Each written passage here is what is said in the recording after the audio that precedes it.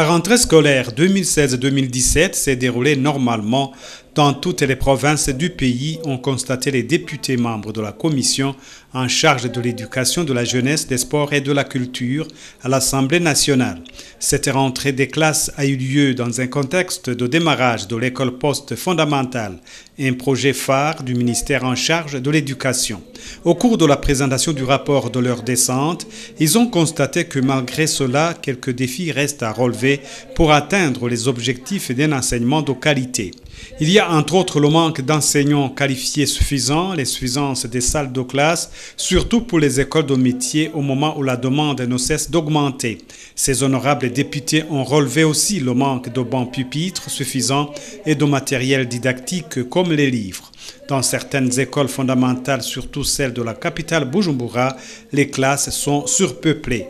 Les directeurs communaux de l'enseignement ont fait savoir à ces députés qu'ils travaillent dans des conditions difficiles.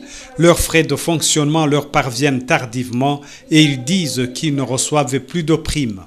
Les membres de cette commission ont constaté également un manque criant de craie dans certains établissements. Les directeurs communaux de l'enseignement utilisent quelquefois leurs propres moyens pour s'approvisionner. Les responsables des écoles à internat connaissent actuellement des problèmes d'achat de nourriture des élèves par manque de liquidité. Ils indiquent que les subsides de l'État sont insuffisants et beaucoup d'établissements sont lourdement endettés. Un autre problème non moins important est en rapport avec les élèves qui ont échoué au dernier concours de 9e et 10e année mais qui n'ont pas eu de place pour redoubler. Les parents demandent que cette question soit étudiée dans l'urgence pour trouver une solution.